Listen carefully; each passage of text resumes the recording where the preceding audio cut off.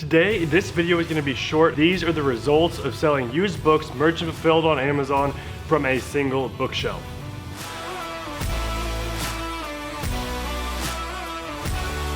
What's going on? My name is Matthew Osborn. Here today we're going to break down the results of a challenge I started 2 weeks ago. I've always sold used books on Amazon using Amazon FBA. This means that I box up all the used books I wanted to sell, then send them off to an Amazon warehouse. When the books would sell, Amazon would pack and ship the books for me and pay me the profit after they took their portion of the fees. Recently, Amazon implemented something called a restock limit, which limits the number of books you can actually send into their warehouse. This has led a lot of sellers to considering selling merchant fulfilled on Amazon instead of FBA, or maybe in addition to FBA. Merchant fulfilling is when you list an item for sale on Amazon, but you keep the item with you. When it sells, you have to pack and ship the item to the customer yourself.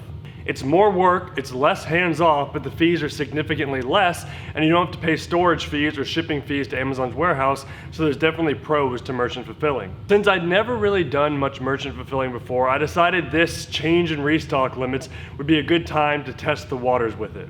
Although what I really wanted to do was figure out how profitable merchant fulfilling could be for someone that only has the ability to have a couple bookshelves in their house for storage. It's one thing if you have a warehouse with rows and rows of bookshelves for storage, but most people don't have that. So is it still profitable to do merchant fulfilling if you only have 1 or 2 bookshelves? And that is what my experiment was. 2 weeks ago, I went to Walmart, I bought the cheapest bookshelf they had, the only one they actually had, and then I filled it to the brims with merchant fulfilled books. I used raffle tickets to keep track of the books and then used some poly bags I purchased on Amazon to ship the books out to the customers. When a book would sell, I would list another book in its place to always keep the bookshelf fully stocked.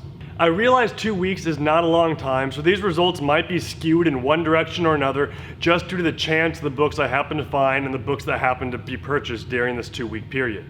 Hopefully though, it gives you a rough idea. So here are the numbers. I started with 165 books on the shelves and I tried to keep it at 165. I almost sold exactly 1% of my inventory every single day. Now I know a lot of merchant fulfilled sellers sell way higher percentages than this, but I was trying to keep pricing in such a way that I got the most return for each book, not simply to sell all of them as fast as possible. Since I had limited space to put these books, I was also a little pickier about the books I'd accept. If I found a book that only had $1 profit, I'd normally pass on it and try to find one with a little bit more profit since space was limited. At the end of the experiment in 2 weeks' time, I sold a total of 24 books and had restocked 24 books in their place. The average profit for all the books was about $13.20 each. For those that do merchant fulfilling a lot, let me know if that number falls in line with what you typically see in your business. I'm really curious to know. That's the average profit per book sold.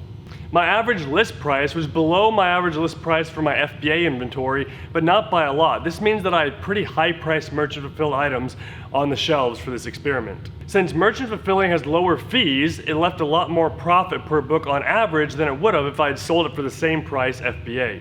For the 2-week experiment that I ran, I made a total of $316.80 profit from a single bookshelf.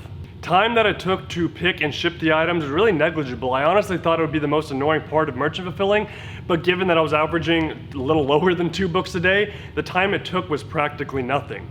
Granted, I had my listing/shipping station always set up and ready to go, so if you have to set it up each and every time, it's going to take you a little bit longer than it did for me. Let me know in the comments below if you think $316 for 1 bookshelf in 2 weeks is worth adding some merchant fulfilling to your Amazon operation if you already haven't. Also, do you guys think that number was a fluke, or do you think it could be repeated week after week? I'm genuinely curious about that. Thanks for following along with this short experiment. Hopefully the experiment gave you some insight for your business, and I'll see you guys next time.